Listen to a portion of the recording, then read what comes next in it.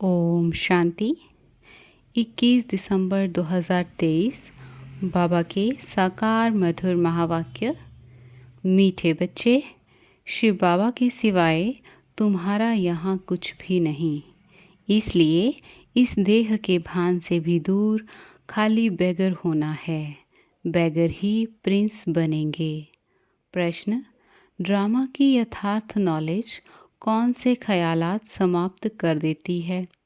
उत्तर: यह बीमारी क्यों आई, ऐसा नहीं करते तो ऐसा नहीं होता, यह विघ्न क्यों पड़ा, बंधन क्यों आया, यह सब ख्यालात ड्रामा की यथार्थ नॉलेज से समाप्त हो जाते हैं। क्योंकि ड्रामानुसार जो होना था वही हुआ, कल्प पहले भी हुआ था। पुराना शरीर है, इसे चत्तियाँ भी लगनी ही हैं, इसलिए कोई ख्यालात चल नहीं सकते। आज का गीत है, हमें उन राहों पर चलना है। ओम शांति। बाबा कहे, उन राहों पर चलना है। कौन सी राहें? राह कौन बताता है? बच्चे जानते हैं कि हम किसकी राय पर चल रहे हैं। राय कहो, राह कहो व श्रीमत कहो, बात एक ही है। अब श्रीमत पर चलना है, लेकिन श्रीमत किसकी? लिखा हुआ है श्रीमद् भगवत गीता, तो ज़रूर श्रीमत की तरफ हमारा बुद्धि योग जाएगा। अब तुम बच्चे किसकी याद में बैठे हो? अगर श्री कृष्ण कहते हो तो उनको वहाँ याद करना पड़े। तुम बच्चे श्री कृष्ण को याद करते हो या नहीं? वर्षे के रूप में याद करते हैं। यह तो जानते हो हम प्रिंस बनेंगे, ऐसे तो नहीं जन्मते ही लक्ष्मी नारायण बनेंगे। बरोबर हम शिव बाबा को याद करते हैं, क्योंकि श्रीमत उनकी है। श्री कृष्ण भगवान वाच कहने वाले श्री कृष्ण को याद करेंगे, परंतु कहाँ याद करेंगे? उनको तो याद किया जाता है वैकुंठ में। तो मनमना भव अक्षर श्री कृष्ण कह नहीं सकते, मध्याजी भव कह सकते हैं। मुझे याद करो, वह तो वैकुंठ में ठहरा। दुनिया इन बातों को नहीं जानती। बाप कहते हैं, बच्चे यह सब शास्त्र भक्ति मार्ग के हैं। सभी धर्मशास्त्रों में गीता भी आ जाती है। बरोबर गीता भारत का धर्मशास्त्र है। वास्तव में तो यह सभी का शास्त्र है। कहा भी जाता है श्रीमत सर्वशास्त्रमयी शिरोमणि गीता, यानी सबसे उत्तम ठहरी। सभी से उत्तम है शिव बाबा श्री श्री, श्रेष्ठ से श्रेष्ठ।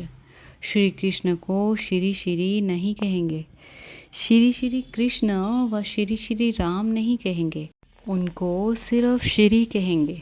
श्रेष्ठ से श्रेष्ठ जो है वही आकर फिर श्रेष्ठ बनाते हैं। श्रेष्ठ से श्रेष्ठ है भगवान। श्री श्री अर्थात सभी से श्रेष्ठ। श्रेष्ठ का नाम बाला है। श्रेष्ठ तो ज़रूर देवी देवताओं को कहेंगे, जो अभी नहीं हैं। आजकल श्रेष्ठ किसको समझते हैं? अभी के लीडर्स आदि का कितना सम्मान करते हैं, परंतु उन्हें श्री तो कह नहीं सकते। महात्मा आदि को भी श्री अक्षर नहीं दे सकते। अभी तुमको ऊंचे से ऊंचे परमात्मा से ज्ञान मिल रहा है। सबसे ऊंचा है परमपिता परमात्मा, फिर है उनकी रचना, फिर रचना में ऊंचे से ऊंचे हैं ब्रह्मा विष्णु शंकर। यहाँ भी नंबरवार मर्तबे हैं। ऊंचे से ऊंचे प्रेसिडेंट, फिर प्राइम मिनिस्टर, यूनियन मिनिस्टर। बाप बैठ सृष्टि के आदि मध्य अंत का राज समझाते हैं। भगवान रचयिता है। अब रचयिता अक्षर कहने से मनुष्य पूछते हैं सृष्टि कैसे रची गई। इसलिए यह ज़रूर कहना पड़ता है कि त्रिमूर्ति शिव रचयिता। वास्तव में रचयिता के बजाय रचवाने वाला कहना ठीक है। ब्रह्मा द्वारा दैवी कुल की स्थापना कराते हैं। ब्रह्मा द्वारा स्थापना किसकी? दैवी संप्रदाय की।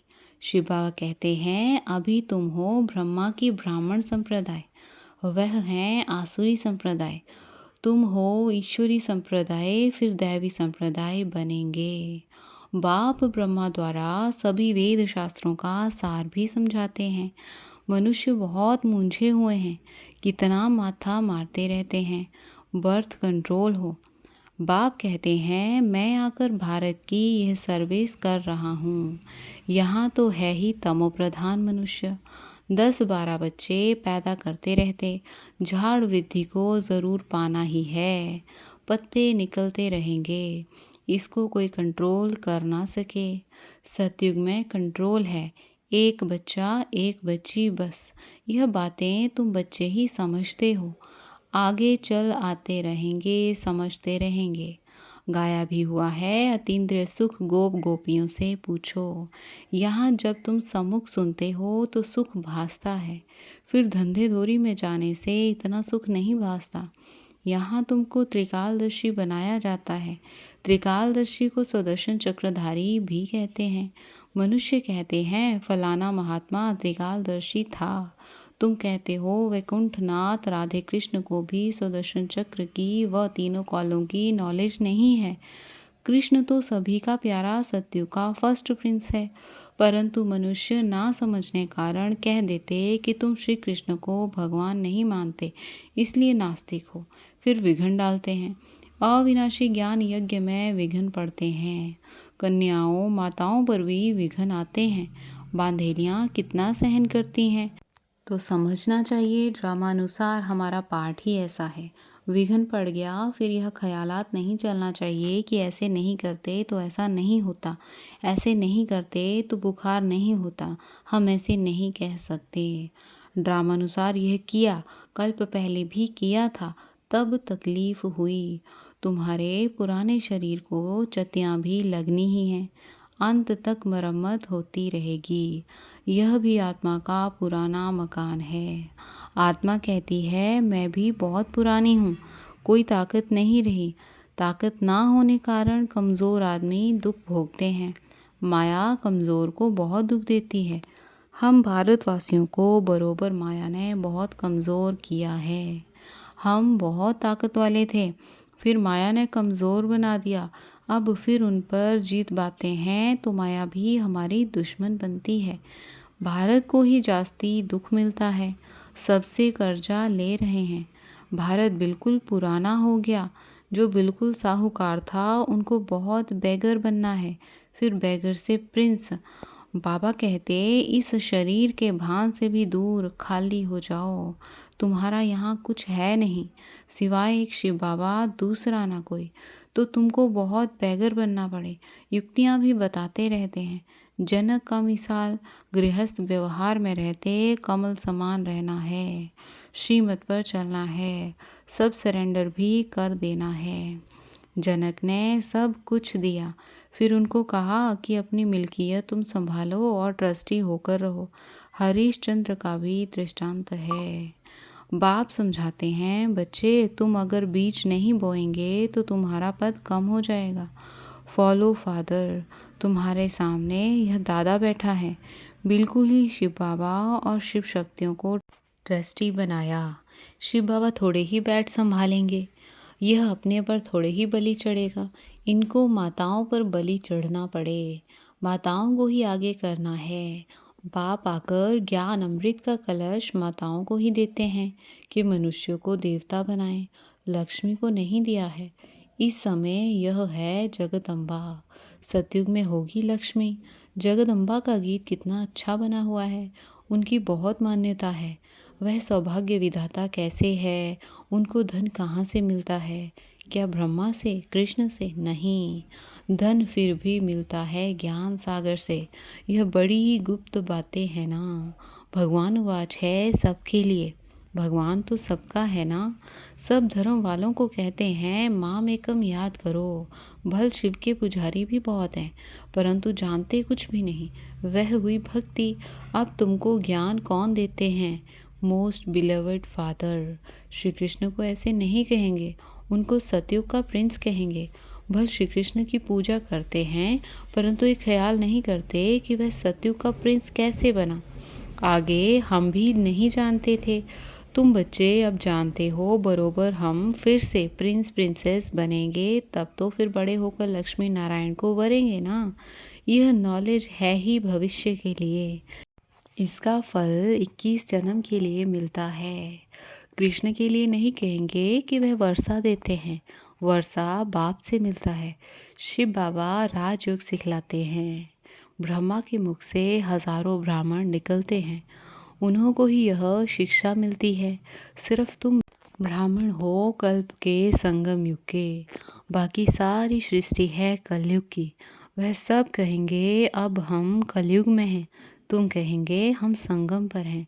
यह बातें कहीं है नहीं, यह नई नई बातें दिल में रखनी है। मुख्य बात है बाप और वर्षे को याद करना। अगर पवित्र नहीं रहेंगे तो योग कभी नहीं लगेगा। लॉ नहीं कहता, इसलिए इतना पद भी नहीं पा सकेंगे। थोड़ा योग लगाने से भी स्वर्ग में तो जाएंगे। बाप कहते हैं अगर पवित्र नहीं बनेंगे तो मेरे पास आ नहीं सकेंगे। भल घर बैठे भी स्वर्ग में आ सकते हैं, अच्छा पद पा सकते हैं, परंतु तब जबकि योग में रहें, पवित्र रहें। पवित्रता बिगड़ योग लगेगा ही नहीं। माया लगाने नहीं देती, सच्चे दिल पर साहेब राजी होगा। जो विकार में जाते रहते हैं, कहते मैं शिव बाबा को याद करता हूँ, यह तो अपने दिल खुश करते हैं। मुख्य है पवित्रता, कहते हैं बर्थ कंट्रोल करो, बच्चे पैदा मत करो। यह तो है ही तमो प्रधान दुनिया। अभी बाबा बर्थ कंट्रोल करा रहे हैं। तुम हो सभी कुमार कुमारियाँ, तो विकार की बात नहीं। यहाँ तो विष पर बच्चियों को कितना सहन करना पड़ता है। बाबा कहते हैं बहुत परहेज रखनी है। यहाँ ऐसा तो कोई नहीं होगा जो शराब पीता होगा। बाप बच्चों से पूछते हैं अगर झूठ बोलेंगे तो धर्मराज की कड़ी सजा भोगनी पड़ेगी। भगवान के आगे तो सच बोलना चाहिए। कोई ज़रा भी शराब किसी कारण से अथवा दवाई रीति से पीते हैं? कोई ने हाथ नहीं उठाया। यहाँ सच ज़रूर बोलना है। कोई भी भूल होती है तो फिर से लिखना चाहिए, बाबा मेरे से यह भूल हुई, माया ने थप्पड़ मार दिया। बाबा को तो बहुत लिखते भी हैं। आज हमारे में क्रोध का भूत आ गया, थप्पड़ मार दिया। आपकी तो मत है थप्पड़ नहीं मारना चाहिए। दिखलाते हैं कृष्ण को ओखरी से बांधा। यह तो सब झूठी बातें हैं। बच्चों को प्यार से शिक्षा देनी चाहिए, मार नहीं देनी चाहिए। भोजन बंद करना, मिठाई ना देना, ऐसे सुधारना चाहिए। थप्पड़ मारना क्रोध की निशानी हो जाती है। सो भी महात्मा पर क्रोध करते हैं। छोटे बच्चे महात्मा समान होते हैं ना, इसलिए थप्पड़ नहीं मारना चाहिए। गाली भी नहीं दे सकते। ऐसा कर्म नहीं करना चाहिए जो ख्याल में आए हमने ये विकर्म किया। अगर किया तो फौरन लिखना चाहिए, बाबा हमसे भूल हुई, हमें क्षमा करो, आगे नहीं करेंगे। तौबा करते हैं ना, वहाँ भी धर्मराज सजा देते हैं तो तौबा करते हैं, आगे फिर नहीं करेंगे। बाबा बहुत प्यार से कहते हैं, लाडले सपूत बच्चे, प्यारे बच्चे, कभी झूठ नहीं बोलना। कदम कदम पर राय पूछना है। तुम्हारा पैसा अब लगता है भारत को स्वर्ग बनाने में, तो कौड़ी कौड़ी हीरे समान है। ऐसे नहीं हम कोई सन्यासियों आदि को दान पुण्य करते हैं। मनुष्य हॉस्पिटल अथवा कॉलेज आदि बनाते हैं तो क्या मिलता है? कॉलेज खोलने से दूसरे जन्म में विद्या अच्छी मिलेगी। धर्मशाला बनाने से महल मिलेगा। यहाँ तो तुमको जन्म जन्मांतर के लिए बाप से बेहद का सुख मिलता है, बेहद की आयु मिलती है। इससे बड़ी आयु और कोई धर्म वाले की होती नहीं। कम आयु भी यहाँ की गिनी जाती है। तो अब बेहद के बाप को चलते फिरते उठते बैठते याद करेंगे, तब ही खुशी में रहेंगे।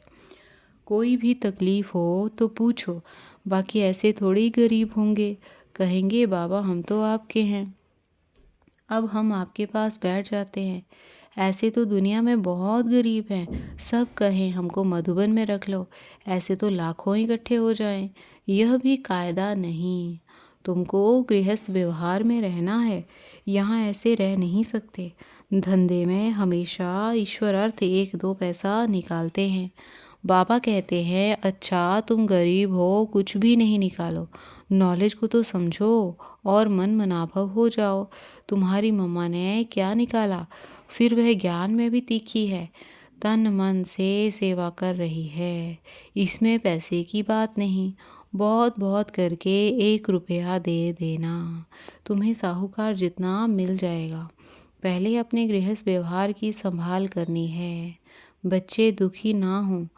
अच्छा, मीठे मीठे सिकिलदे बच्चों प्रति माता पिता बाप दादा का याद प्यार और गुड मॉर्निंग। वंदे मातरम, सलाम वालेकुम, जय जय जय हो तेरी। ओम शांति। हम रूहानी बच्चों की रूहानी माता पिता बाप दादा को याद प्यार गुड मॉर्निंग और नमस्ते। शुक्रिया बाबा, शुक्रिया। धारणा के लिए मुख्य सार। बाबा कहे, ऐसा कोई कर्म नहीं करना जिसके पीछे ख्याल चले, तौबा तौबा मना पश्चाताप करना पड़े, झूठ नहीं बोलना, सच्चे बाप से सच्चा रहना है। दूसरी पॉइंट, भारत को स्वर्ग बनाने में अपनी एक एक कौड़ी सफल करनी है। ब्रह्मा बाप समान सरेंडर हो, ट्रस्टी बनकर रहना है। आज का वरदान, हर आत्मा के संबंध संपर्क में आते सब प्रश्नों से पार रहने वाले सदा प्रसन्न चित्त भव। विश्लेषण, हर आत्मा के संबंध संपर्क में आते कभी चित्त के अंदर यह प्रश्न उत्पन्न ना हो कि वह ऐसा क्यों करता, वह क्यों कहता, यह बात तो ऐसे नहीं, ऐसी होनी चाहिए। जो इन प्रश्नों से पार रहते हैं वही सदा प्रसन्नचित्त रहते हैं। लेकिन जो इन प्रश्नों की क्यू में लग जाते, रचना रच लेते, तो उन्हें पालना भी करनी पड़ती, समय और एनर्जी भी देनी पड़ती। इसलिए व्यर्थ रचना का बर्थ कंट्रोल करो। आज का स्लोगन, अपने नयनों में बिंदु रूप बाप को संभालो तो और कोई समा नहीं सकता। अपने नयनों में बिंदु रूप बाप को संभालो तो और कोई समा नहीं सकता। अच्छा, ओम शांति।